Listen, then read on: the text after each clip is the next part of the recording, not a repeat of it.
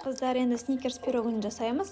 Ол үшін ыдысымызға тестасын жасау үшін ұнымызды, холодильниктен шыққан сары майымызды қосып, жақсылап екеуісін теркадан өткізіп, крошка жасаймыз.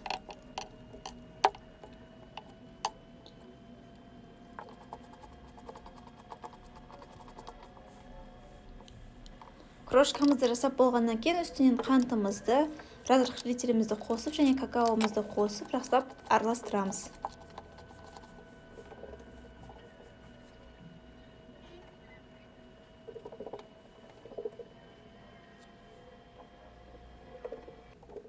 Келесі кезекте айранымызды және де жұмыртқамызды қосып, жұмсақ қамыр елеп шығамыз, қыздар. Осылай асықпай бір-біріне біріктіріп отырып, қамырымызды елейміз.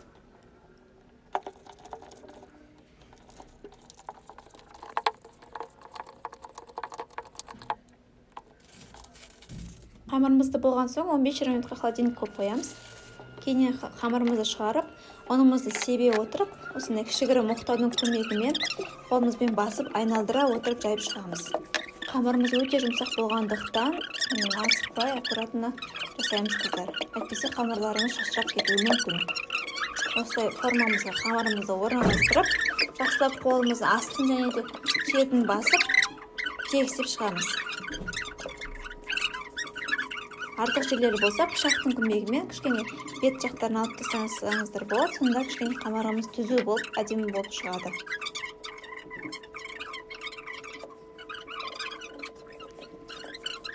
Қамырымызды орналастырып болғаннан кейін вилканың көмегімен кішкене тесіп шығамыз. Сонымен тек қана бірінші қамырдың өзін пешімізге салып пісіріп алатын боламыз, қыздар.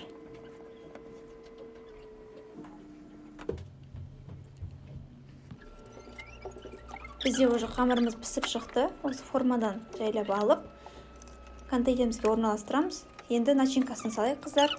Ол үшін соленый арахисімізді алып, мен алдын ала кішкене өзім ұсақтап турап алдым. Сіздер де солай ұсақтап турап, соның үстіне вареный сгущенкамызды қосып, жақсылап екеуісін бір-бірімен араластыра отырып, кейіннен қамырымыздың үстіне орналастырып шығамыз.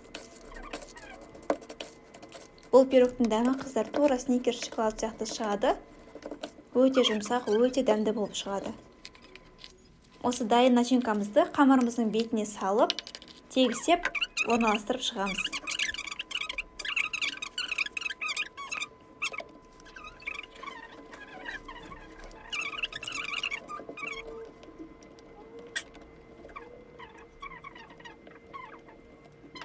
Бір келкетті жайып шығамыз, қыздар. Келесі кезекте осы начинкамыздың үстіне шоколад қоюымыз керек. Ол үшін мен Қазақстан шоколадын алдым. Бір кішкентай ыдысқа Қазақстан шоколадымыздың осылай майлап бөліп, ыдысымызға салып аламыз. Оның үстінен кішкене сливки қосып жібереміз, қыздар. Осы екеуісін микроволновкаға 1 минутқа қойып, орташа деңгейде ысытып аламыз. Міне дайын шоколадымызды осы лопатканың көмегімен жақсылап араластырып, пирогымыздың үстіне осылай құйып шығатын боламыз. Кейіннен лопатканың көмегімен жан-жақтарына жақсылап тұрып, жайып шығамыз, қыздар. Бұл пирогтың бетін сәндеу үшін менде миндальный слайсы қолдандым кішкене. Сіздер өздеріңіздің қалауларыңызша сәндесеңіздер болады. Осылай сеуіп шықтым. Осымен біздің пирогымыз дайын болды. Бұл пирогты жеместен бұрын 2-3 сағатқа холодильникке қойып алғандарыңыз дұрыс болады, қыздар.